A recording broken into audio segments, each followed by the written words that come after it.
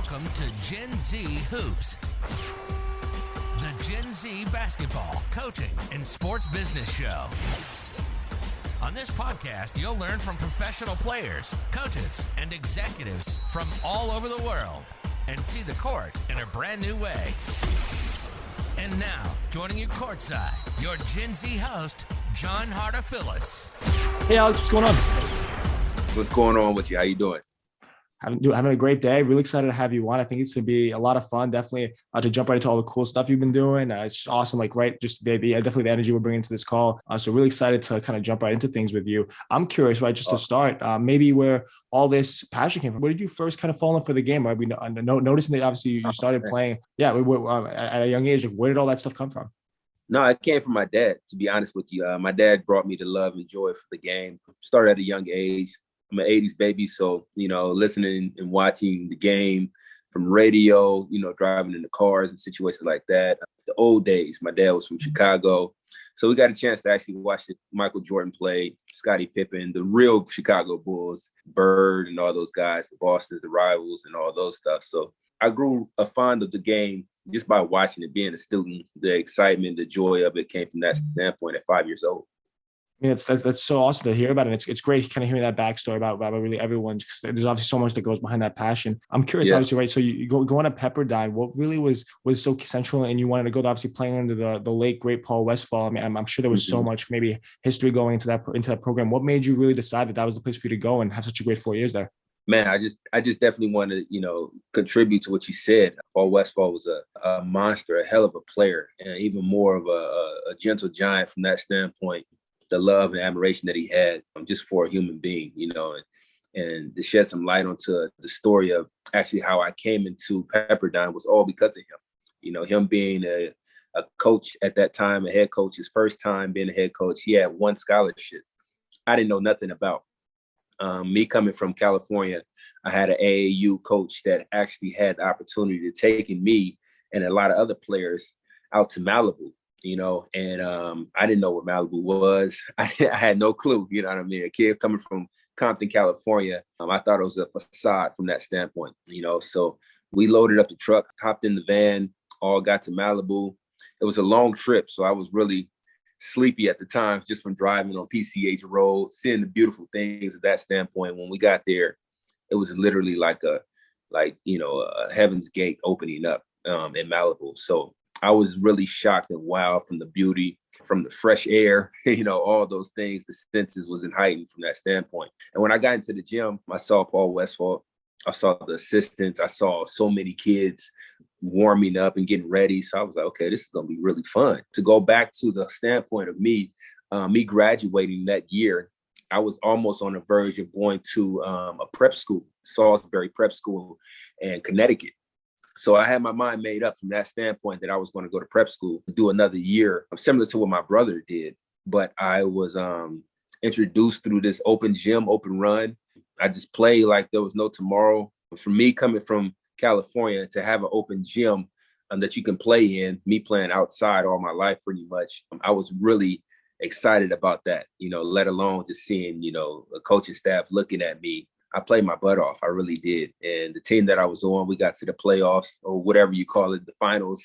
And we got a chance to play on the long side, the long court where the college players played at on the real court. So my team won. And I remember clearly that after that game, I was getting some water and I saw my AAU coach. He was actually talking to Paul Westphal and the other assistants. And they came over to me and they said, this is Paul Westphal. He introduced himself.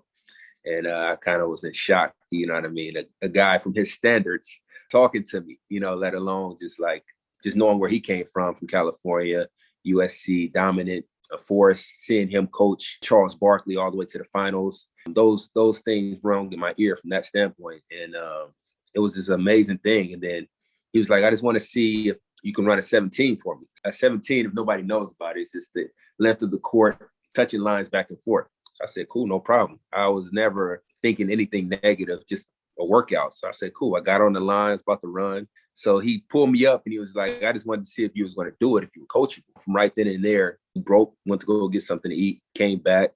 He had a brown bag in his hand, a paper. And he called me over.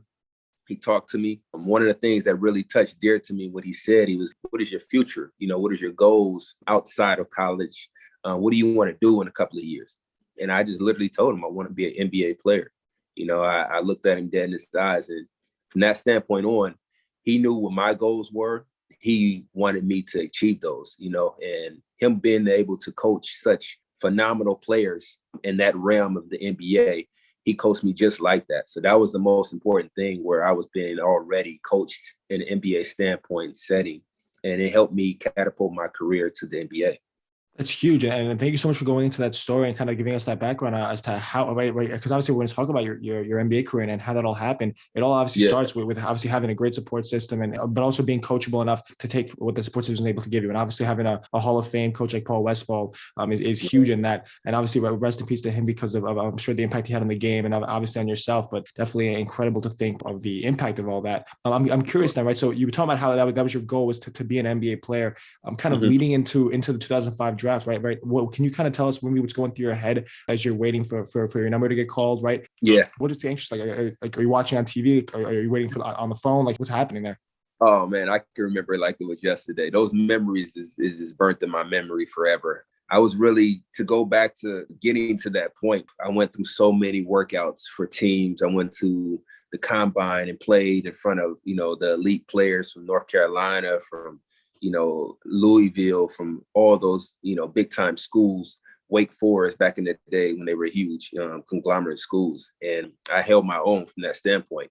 And a lot of people didn't know who I was coming from a mid-major Pepperdine. They were in shock the way I played. They really were, playing against Nate Robinson, Chris Paul as well, going up against these guys. Actually, Chris Paul didn't actually even have to play, but he was there in the gym. But just a lot of those guys that I was actually seeing already given the opportunity of being the top 5, top 10. I was given the chance to actually play against a lot of those guys. So me being who I was, just being a sponge, a dog, I was gifted to a point, but I was never really gifted in a situation where I was taking my attitude, my talents for granted. I always been a workhorse, just learning the game and being a sponge, and making myself an NBA player. I just took that admiration all the way through every single trial, every single workout. I had a lot of teams telling me they were going to pick me. A couple of teams was like, we were surprised the way you played. Given the fact that you played that good, we only have a first round pick. We can't even pick you because the fans will boo us, you know what I mean? Not knowing who you were. But it was just really just a motivation to keep pushing. And I remember the day I walked into the Detroit Pistons arena, I pretty much didn't even touch a ball except for the shooting drills. It was just all defense. And at the end of that workout, Joe Dumars was the GM at the time. And he was like, man, we just wanted to see if you can play defense. We know you can shoot the ball. We know you're a hell of a scorer. The poise that you have, the timing and stuff like that. We want to see if you had the heart to play defense at this level.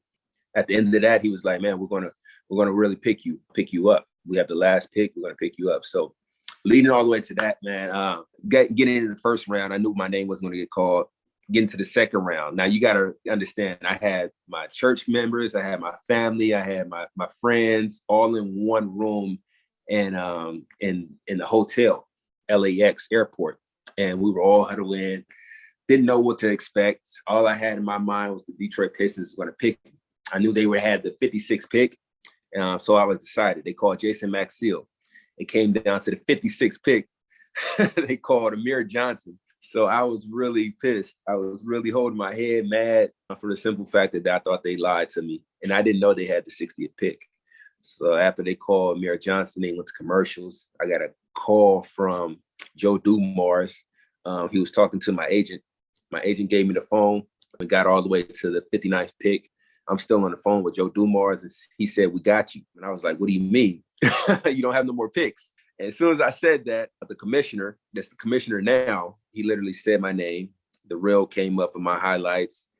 I was in shock. I dropped the phone. I was just crying. My family was so excited, jumping, cheerful. My church family was really excited. And my life changed from that standpoint. I love it. That's absolutely beautiful in hearing that story. So, I mean, thank you so much for sharing that, because obviously I could so imagine, right? 50, 51, 52, and going on, and the suspense building. And of Yeah. course, I mean, it's a good thing that, right, you were obviously very respectful in that phone call and knowing, wait, you guys do have another pick. Okay, wow. Instead of maybe saying, wait, why do you guys pick me? And then they have that pick left. Imagine. But definitely awesome hearing about that, and how that all plays out. It's obviously great. And what's even better is thinking about the qualities that you showed, right? Maybe outside of your scoring prowess that made Detroit like you so much, right? That made a Hall of Famer like Joe Dumars take such a liking to you. And obviously you joined a team in the Pistons, right? Maybe people now maybe don't think of them as that, but in 05, they were coming off back-to-back title runs where they almost went back-to-back in 05. And they were going to make a bunch more Eastern Conference finals. So can you talk to us maybe a little bit about what that dynamic like was with that team? And seeing a team that was so bought into to both the defensive side, but also winning basketball games, right? That was your first welcome to the NBA thing with such a great organization.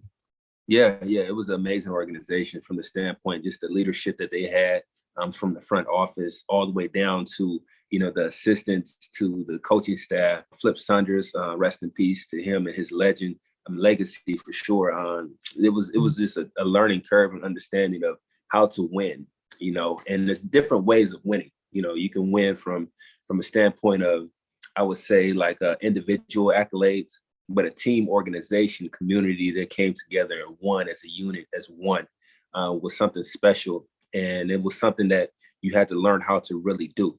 And it's more than anything, just a sacrifice. What can you bring to the table and what you're willing to sacrifice in order to make this circle a whole? So I learned a lot of valuable lessons from great athletes. I can go down the list of the guys that was on this team, Lindsey Hunter, Chauncey Billups, Rip Hamilton, Rasheed Wallace, Ben Wallace, all those names, Tayshaun Prince, all those names were guys that actually made themselves who they were. They weren't known household names. You know what I mean? Those were guys that were left behind and thought that, they were finished and done, and they made themselves who they were, let alone they made themselves as underdogs that they were, a reckless organization where nothing was going to come in that way. If you're going to get a win, you're going to definitely have to actually fight for it, So that leadership, let alone, just gave me some toolage to understand how to go about outside the court and in the court, you know what I mean, on my daily walk. And it brought so much structure for me to carry on throughout my career later on, all the way up to this point, So I really owe a huge, huge respect for those gentlemen that actually paved that way and showed me. And I'm really honored to actually be on a team for my first year to learn and sit down and develop my skills as far as my mentals and use it in how to apply my athletic ability by thinking the game critically down the stretch. Watching Mr. Big Shot Chauncey Billups control the situation as a point guard standpoint. Watching Rip Hamilton miss 12, 13 shots and still be Rip Hamilton, the concentration that he had of actually knowing that the next shot was going on. Tayshaun Prince, of how he was been a leader just by his actions, and how he carried himself. A lot of people didn't understand that he was the beacon, the whole structure of it all, because when he did talk, people were really a sponge because he didn't talk that much. Just how the unselfishness of Ben Wallace didn't care nothing about scoring a basketball, but just knowing what his role was from that standpoint.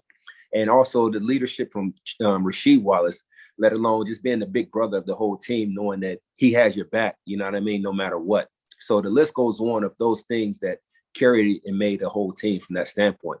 Well, I mean, definitely, I can imagine, right? You're listing all of these names, and they're guys that are maybe so underrated in terms of maybe the perception, right? Maybe fans forget, but the real fans know what kind of those guys are all about and how important that team was in NBA history. So it's obviously so cool to think that you being a part of that and seeing that culture day in and day out. I'm curious. So I'm guessing when you get interviewed by most Americans, they don't really know how to talk about Olympiacos and your time over in Greece. But you're talking to a Greek American, so I'm a little bit better at that than most. So I hope I could ask some pretty good questions about that. But I'm curious, right? So you go over to Greece. Can you talk to us a little bit about that transition over to play overseas? So I'm assuming, right? Had you ever probably been to a country like Greece before? What was that experience like in terms of making the decision to go there? Like, can you walk us through maybe that first year and how different it was from a team like the Pistons? Man, it was really different. It was really different to a point where I've actually sat down through a whole season and didn't hear my name called, just really been anxious, ready to actually showcase my talent, just ready to go from a whole year, been in the NBA, been a little bit of time in the G League and exploding from that standpoint of playing and getting a taste of what I can do and actually homing and showing my skill set from that level. And then from after that year, I was really eager to play basketball, getting back to myself of playing basketball and using all the toolage that I had. And I knew that those guys weren't going away as far as next year. Detroit Pistons actually had me to go back next year and sign with them. But I felt that the same situation was going to happen again. Me going to the G League, sitting down, not seeing my jersey for a very long time. So I was really just thinking about the next opportunity. And my agent at the time, he introduced me to Olympiacos. I knew nothing about Europe, literally nothing at all. I didn't know nobody that played in the EuroLeague. I didn't know anybody that played in Europe, let alone, just had no way of actually getting information. So what I did was I took a trip to Olympiacos, to Greece, Athens, and I saw the beautiful, wonderful things that it had. I saw the food, how amazing it was. Just the lifestyle was completely different. And I took into that, and I really said that this was going to be something that I was wanting and sought out. I was going to make it the best opportunity for me. So with that being said, I always kept great contact with the Detroit Pistons. I let them know that what I was going to do. And they said completely fine. We're going to follow you. We're going to hold your rights. We're going to make sure that, you're still going to be a part of the team, just afar. And that actually gave me some incentive to knowing that they were going to be still watching me. I was going to be a part of that organization, the team, somehow, some way. So that gave me a boost to actually making sure that I was going to hold myself accountable to finishing every task, going into something and actually being aggressive at it. You know what I mean? Not thinking lightly of just going to be, something I was just going to get a check from and just get away. I wanted to get back into the league. I wanted to show that I was going to be able to get back into the league. And I was really eager to see what I can do from that standpoint of the heckling crowd of Olympiacos. And it was just amazing just to be welcome. I can remember just coming out of that tunnel as far as the airport, and all the fans was cheering my name and jumping and yelling and screaming, man. It was amazing. It really was. And the best thing about it too, I had my brother there majority of the time. So I had a great mind and a great ear, where even though I was going down in my mind mentally, away from home, missing it, I had my brother there to encourage me to keep driving, keep pushing. So that was definitely huge for me too as well. I can only imagine, and thinking about just obviously the atmosphere, and especially just in terms of how crazy the fans are there, in terms of like coming out of the airport, right? Everyone's screaming your name. Oh, Can you tell us a little about? I'm curious about your reaction. I mean, about from your first Panathinaikos Olympiacos game, right? Obviously, one of the greatest rivalries in all of sports. That game itself is incredible. We went one time when I was over playing Greece, and everyone was shooting flares in the gym, and I was like, "Whoa, what is that? This makes the NBA look like kindergarten. Like, what is happening right here? This should never. There's so many things happening that would never happen in an NBA game." Can you kind of talk to us a little bit about maybe, right? So you're sitting there in layup lines and you're looking up, like, what is going on? I got a million stories as far as the rivalry, the stuff that goes on, and just the craziest things, man. I mean, the flare guns was definitely one of them, where it was kind of alarming. Like, nobody's going to say anything at all. Like, I'm dribbling to half court against Cheska, and I see a flare gun go over my head and hit the other team's rival fans, in the chest with a flare. I'm like, what the heck? And you got to play through it. Also, pepper spray, you know what I mean? Because the fans are getting crazy. The police rioting and spraying pepper spray. And it's a cloud of pepper spray over your face, and it's all in your eyes. And we had to play through it against Partizan. You know what I mean? I remember those games vividly. People throwing melting hot quarters and launching them at the stands, hitting my trainers in the eye. And he has a bloody eye, and he has to run into the locker room and stuff like that. Crazy things, Panathinaikos, the list goes on. They would have huge speakers right underneath over us. So every time the coach would call timeout, they would blast music so we couldn't even hear what the coach was saying. They threw a bunch of water as far as the fans when it was time for us to warm up, and they wouldn't clean it up. You know what I mean? While the other team, Panathinaikos, would be warming up fresh and ready, we would have a puddle of water on our side. So the list goes on of the things that we had to go through. But I really loved, man, I can't express that. I love the sirens, the yelling, the heckling, even more so just playing against the enemy as far as the opponents. Just quieting those teams' fans was the most exciting thing for me, man. It really was. I don't know why it was, but it was. I can play through that atmosphere. And, you got a kid coming from Pepperdine, where the fans were like, it seemed like 10 or 12, the amount of fans that were in those gyms as far as Panathinaikos, Olympiacos. I remember one conversation I had with our leader, Scooney Penn, at the time that played with us in Olympiacos. And we were literally stretching. And I was like, this is literally the first game of EuroLeague. And we played Tau. And I was like, where are their fans at? And he laughed at me. He was like, man, you really think their fans can come in this gym? Like, they would kill them. So I was like, oh, man, what have I gotten myself into? But yeah, it was just amazing feeling. It definitely was. It's so cool. It's incredible because so many people are going to be so enthralled by your NBA career and thinking about the Pistons and, I can't wait to listen to that part. And that was honestly one of the most fun segments I've ever recorded, and thinking about, the flare guns and the quarters and the speakers. I said three things you said, but I missed like another 5 or 6 that you mentioned. So definitely Exactly. a lot of fun thinking about all that craziness. Also curious about all the great guys you played against, maybe people in the US don't know about, right? Like Big Sofa, right? Everyone called him Baby Shaq. He's one of the most polarizing guys maybe ever, and people don't know about him. Or guys, of course, other guys like Papa Nicolau and people like that maybe had short stints in the NBA. Do you have any, oh my God, people like that too, where I watch them now playing for the Greek national team, and maybe I kind of know who they are just because of my heritage, but so many other people don't. Can you kind of talk to us a little bit about maybe that, right? So everyone maybe thinks about, you were teammates with NBA greats like Rip Hamilton, Ben Wallace, Chauncey Billups, but there's also so many other guys that you played with in Greece that I'm sure you also think similarly about.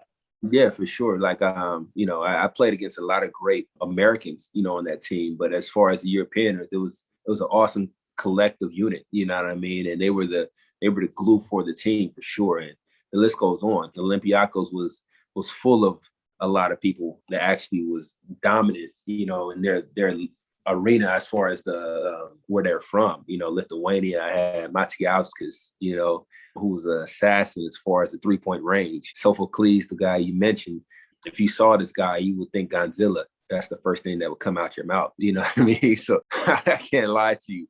I was really happy Sophocles was on my team. You know what I mean? And I remember calling for pick and roll every time for this guy, and I was wide open. Like, I was just wide open every time. Yeah, Barusius was another guy. He was in, his younger days, as far as just developing and knowing, what he can and can't do. But he's a force to be reckoned with as far as right now, as far as the national teams and stuff like that. But back then, he was really a great prize to have, a 7-footer that can spread out the lane so I can actually drive and, get rid of the big man so I could dunk on whoever that was coming up next. The game was really fun playing with these guys. It was really fun for them welcoming me, knowing where I was coming from. I was really just a sponge to knowing, their history of where they came from more than anything too. Well, even though it took me a long time, I was a little naive from the standpoint of just me just opening up and being like well-rounded, of really embracing the culture of what has in front of me. It took me a minute, I'll be honest with you. And then once I actually started to really welcome it and go out, enjoy the fruits and labors of what Athens has to have, talking to the team, you know what I mean? Not just being a loner. My game went to a whole nother level. So I really respect those guys for actually taking on that slack of me being a silly young kid from that standpoint and really opening it up. And we should have accomplished a lot more great things. But at the most important thing, we got a brotherhood for sure. So I call those guys my brothers for helping me and pushing me my first year. Oh yeah, love hearing about that, and it's incredible thinking about the brotherhood that you made and all the guys there that you play with. And of course, there are definitely some other Americans and NBA guys that have made up those rosters as well. Mm-hmm. Thinking though about that, I have to ask: were there any maybe words? I know it was years ago when you were in Greece that maybe you still remember to this day. Any Greek words that really stuck with you? Oh, there's one right answer. Oh, you already know. The first one is Malaka. For sure. You already know. And Malaka means a million things, and it can mean one thing. You know what I mean? It can mean so many things. In Greece, everybody's so relaxed and calm. Avre means, that means tomorrow, like relax. We'll do it tomorrow. Everything's tomorrow. Like I wanted internet, and I was so adamant about getting internet. Everything was tomorrow. And I remember I had to force them. I had to really sit out of practice to get internet, man. Can you believe this? So until they actually took me serious, I had to sit out of practice for those standpoints. So it wasn't always peaches and creams from the organization. You had to actually pull a card or two to actually get things done. But for the most part, it was just a great experience for sure. So much fun hearing about that. And thankfully you did get the question right in terms of what was the one word that you remembered all these years later, right? Of course, it has to be Malaka. But and thinking about then obviously transitioning, right? So you're going to FC Barcelona, right? You're also still playing in Europe. Can you talk to us maybe a little about that change, what that was like? And then obviously eventually we'll talk about obviously how you got back into the NBA. To be honest with you, I was actually going to go back to the NBA after the Olympiacos. What happened, I think the very last game of my Panathinaikos playoff run, I actually did a spin move, went around, Sophocles Cleese set a screen. I jumped up and I dunked the ball. I was completely fine, two-hand dunk. And the game was already determined, I think, at the time that they were winning. But then I came down. And when I came down, I felt a small pop in my knee. Right then, I felt my knee actually growing a substantial amount. So I was like, man, I think I'm done, So I called for a sub, push come to shove. I didn't get a second notice. I just told them like, I got to go back. The season was over from that standpoint. When I came back, I had a little meniscus swelling in my knee that I had to get a little scope clean. They were like, it's going to take a little bit of time. This was my first injury. Me getting adjusted to, recovering back from something like that. It's not nothing devastating at all. It's actually normal, just playing a little wear and tear. Once I did that, I didn't want to come back into any NBA arena, especially the Detroit Pistons, where I was going to be a weakness and showing that I was still injured, So I told my agent, listen, I'll go back to Europe one more year, but you got to actually make sure that the team knows that I need some more time to recover, to get back to myself. We actually saw that Barcelona was in the race, not getting a chance to play against them in the EuroLeague, unlike what they're doing now. They're playing against everybody. I knew Barcelona just from the football organization, how huge of a team they were from that standpoint. I knew Navarro was there. I knew, a lot of other guys that were there, Jaka Lakovic, and it was a great team, to be around, especially coming from California. It seemed like it was a California type atmosphere. Spanish, me playing in LA, it was a lot more easier to adjust to rather than Greek, translations. So we chose Spain, Barcelona. It was the best choice. Unfortunately, it was the toughest choice, to be honest with you, with the coaching staff. I shouldn't say staff, with the coach of Duško Ivanović. He was a sergeant from that standpoint. And me coming off an injury it was devastating trying to get back and recover to gain speed, knowing that he was drilling everybody 100, 2,000%, So it was just one of those things where I had to suck up. And I remember a conversation I had with the player that I played with. He actually said, it was Henry Domerkit. I played with him in Olympiacos, and I called him. I said, man, what do you think about me going to Barcelona? He was like, man, listen, I know Duško Ivanović, just from the experience I had, is a brutal coach, and he's going to run the hell out of you. But what makes you more difficult than a next player that's going to come in? Somebody's going to take that role. Somebody's going to take that, that opportunity. So he's going to do it. Why not you? You know what I mean? Just take on that task of actually getting through it, and you should see a better day, a better light. So I really locked into that with him saying that. And I remember that to this day. And I was like, you know what? I'm not going to let somebody take that shining opportunity being in that platform. So no matter what, I was young. I was eager to be on the Barcelona's team and show that jersey. And I took that chance for sure. Love it. And then obviously it's such a great story in terms of taking that chance and betting on yourself, right, and doing that sort of thing. Eventually, obviously, you find your way back into the league, right, going back to the Pistons. Talk us a little about maybe just what it was like going back into the league, and then obviously eventually going over to the Clippers with a young DeAndre Jordan and that the situation there, which obviously much different than the situation you have with the Pistons.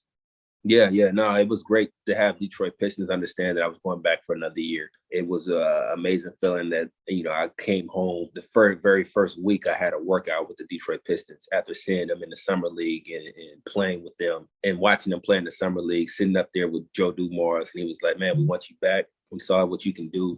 And we're excited about having you back. There's a position for you. So I was really thrilled from that standpoint. I was ready. I really was. I was ready. The first year, I wasn't ready. I'll be honest with you. It was just a more of an odd factor of me actually being there, putting on that jersey every day. But just playing against, the elite players in EuroLeague that could be potentially in the NBA from the European standpoint of players and the NBA standpoint of Americans, every single night, I felt that I was ready. I was ready to contribute to an NBA team. Unfortunately, when I came back, they already drafted two sensational guards, Aaron Afalo and Rodney Stuckey out of Indiana. So, out of Washington. and Aaron Afalo out of UCLA. So being the fact that Lindsey Hunter wasn't there at the time, Carlos Arroyo, Carlos Delfino left, those two first rounders, actually took up a lot of slack. What's my guy's name? Will Bynum too. So we had a lot of guard play that we had to compete for spots and potential. So it was an off and on battle to actually seeing myself again in the same situation, knowing that I was actually proving myself all the way up into Olympiacos and Barcelona, that I can actually compete at any level. Just having that as far as motivation and coming to practice every day in Detroit and actually going at it with these guys that are getting a lot of minutes, man, I was really devastated to the point where I really wanted to play. So that was the most important thing, just letting the organization know that I was ready to play. And if there was any time for me, let me know. So they actually put me down to the G League again, where I averaged 20 points and 7 rebounds. And, it was almost not a joke, but it was just more come on, man, I did this already, so I'm ready to play. It was an awesome feeling to know that Joe Dumars took me serious and he traded me back home. Crazy story of it all. It was an all-star break, and I was ready to come back to Detroit to actually train for the second half of the season. I get a call from Dumars on the phone, in the car, going on the plane, about to go on the plane to LAX. He was like, "Where you at?" And I was like, I'm about to come back to Detroit a little bit early to, work out. So he said, "Nah, don't go nowhere. We traded you to LA. You're going to be taking a plane trip to meet the team in Phoenix for the first game." So I was kind of disappointed. I was pissed. But at the same time, he actually explained to me that it was a business. And it was more than anything, no hard feelings at all. He wanted to see me play. He saw that I was unhappy, and there was nothing he can do from that standpoint, just being a GM. He wasn't a coach, and he tried to push me to get the coach to actually play me when there was time. I took it with a grain of salt. I was really happy to be with an organization, just all the energy that I had as far as playing, that actually had a spot for me to play. The Clippers playing so terrible that year, I was like, there's no reason for me not to play. You know what I mean? So I was happy about that standpoint. Being in LA, being an LA kid, seeing my family play, watch me play, seeing my friends watch me play, my high school friends, everybody that actually knew me. It was really fun from that standpoint, just being in LA. It's got to be so much fun playing for your home crowd. And I can imagine definitely, I think for going into detail about that phone call, because it's something that I'm sure so many NBA players have to face all the time. And it's incredible having that little insight on what that phone call is like. From that point on, you went over to Italy, and that's kind of where you've been for the last few years. I'm curious maybe how that's been going for you. Being over there in Italy, playing over there in Italy, enjoying life over there, 6 hours away. Yeah. No, it's amazing. I embrace the culture of just the European style, on and off the court. I really feel comfortable here. It's no stress at all. From California, but at the same time, I'm on the outskirts of just being comfortable in a way where I can actually see my kids grow up. 2 daughters that I have, that they can grow up in this environment. It's a lot of things that's going on outside of the realm of politics and a lot of other things that I don't feel comfortable going back home to the U.S. right now, dealing with those issues unless they get resolved in that matter. So me just knowing that my kids are, bilingual, they're learning Italian, they're learning, me talking to them in English. They're learning so much in a timely fashion where they'll have no stress of competing against anything, but you're just enjoying their family, their grandma, their grandpa here. And it's a lot more free time where we can actually just enjoy ourselves as a family more than anything. Oh, that's so huge. And the lifestyle decisions, right? And all that kind of background on kind of the decisions that you made, but also maybe how your kind of careers put out for you. It's incredible to think about in terms of looking at your career in its totality and all the stops you made and all that cool stuff that happened there. I'm curious about some of your entrepreneurial endeavors, especially thinking about, right, Ackright Premier Sports and right, and then that whole agency thing. So I'm curious, right? So you've been doing that for a while. What kind of inspired you to start that? No, I got to give it up to my partner, Philip Scott. He's done an amazing job just holding down the fort as far as me playing basketball for so long. We started Ackright Premier in 2008, you know what I mean? And the time that I've actually been there was only time in the window that I had as far as the summertime to get back and give back. But he's been holding on so long throughout this trial of keeping the brand strong, Ackright Premier. So I'm Ackright, he's Premier. As far as his name is Philip Scott. So we merged the company of Ackright Premier together. And we've been able to touch a lot of lives as far as the youth, as far as training style of what we have, as far as the mentorship that what we have. and just giving back as far as a consultant situation where they can come to us for any information. They can ask us any questions. We're blessed to have the media and social media where they can contact us, whether if I'm way out here in Italy or, wherever he's at in San Dimas. And, being the fact that we don't have, the facility right now to actually play, and God willing, it will open up. We'll get back to our regular suit for sure. But Ackright Premier is definitely a brand where we started from nothing. Just the idea and not knowing where it was going. Being an entrepreneur, you don't know where things are going to go and take place or who's going to come in your life to help you along the way. So we had a lot of great things that came across, and we learned a lot of things as far as just developing Ackright Premier as well too. Oh, I mean, it's awesome thinking about just being an entrepreneur, obviously doing something right when you're in season, right? You have this playing career, but you're also doing stuff off the court. I mean, obviously, remembering how important it is to have that good support system, right? Having friends that can help you with that, right? Having someone that is able to help you along the process, because no one can do everything by themselves. And we spoke that a bunch of times, right? Whether it's your career and having people believe in you, or it's off the court and having people that can help support your business endeavors. Yeah. And then a little more recently, right? You have Barules.com, and I'm curious if you could talk to us a little bit about that, because is it a little bit on the same breadth as Ackright? Like what are you kind of doing there, and how do those two kind of play together in terms of what you're doing off the court? So B Rules is literally a trading company. I was actually blessed to hear this opportunity really from a great mentor of mine. Pretty much just understanding the way of the world and where it's going digitally wise, currency, cryptocurrency, a lot of other things that come into place of AI technology, and how to develop and see yourself winning in a situation where you can take advantage of this opportunity. We hear a lot of things as far as cryptocurrency, Bitcoin, Ethereum, booming, but we don't know how to get our hands on these situations, So it goes hand in hand with that standpoint of just learning how to actually double dutch and jump into the mix of transitioning yourself into a great space where you see the wave coming, and you don't know how to take on. But the most part, that B-Rule holds your hand from the standpoint of how you actually make residual money in the palms of your hand, and that's through your phone. And so I was blessed to actually hear this opportunity when the first wave of the vaccine, COVID-19 happened. And I learned this skill in a short period of time because everybody was sitting down at that home. And it really has been a beacon and a blessing for me and my family. That's the reason and why for me actually taking on this trading platform, is to give back to my kids so they can actually learn how to develop a skill where they can make money through the palms of their hand, because that's their future for sure. I mean, I love kind of hearing that story in terms of what you're doing off the court to kind of set yourself up like that. You're still obviously playing. Once you stop playing, are you going to go kind of full court press on both these initiatives? Do you have any other ideas as to what your off the court stuff looks like? What's next for Alex Acker? I'm curious. Man, I'm going wherever God takes me. I never knew that, I would be from where I'm at in California to where I'm at now. I could not map that out physically of pinpointing my accurate, ETA, right now. So I'm really blessed to be in a situation where I can give back from afar. I'm really blessed to be in a situation where I'm safe and my family's safe.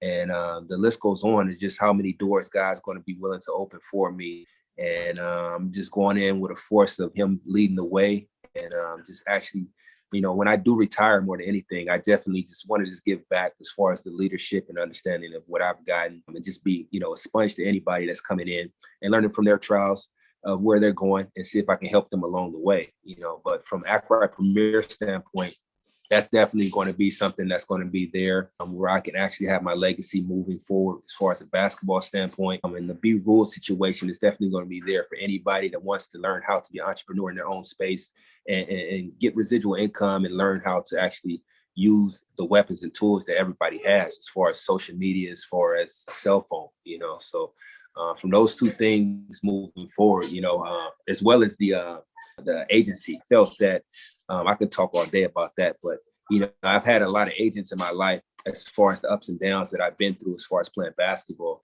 and I just learned so much from the do's and don'ts of what's needed from a player standpoint and what is actually needed.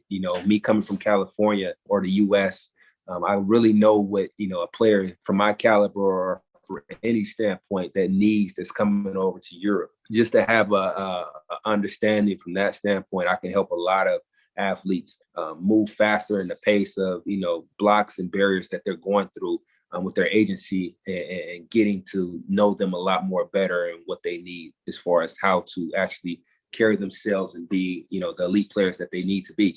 Well, I mean, for sure. And it's incredible thinking about being someone that's right, currently playing and can do both, right? Can do stuff on the court, can do stuff off the court. Alex, thank you so much for coming on the show. It was really awesome hearing from you and your story and really putting everything together in terms of both your on the court stuff, your off the court stuff, and everything in between. So I thank you so much for coming on and sharing all your insight on your career. It was really a blast having you on the show. No, I appreciate it. Thanks for having me. It was fun. Definitely fun. Thanks for listening to Gen Z Hoops. Make sure to follow, like, and subscribe on Instagram, LinkedIn, and all major social media platforms at Gen Z Hoops. You can tune in and subscribe on Apple Podcasts, Spotify, YouTube, and every other podcast platform on the planet. Get ready for the next episode.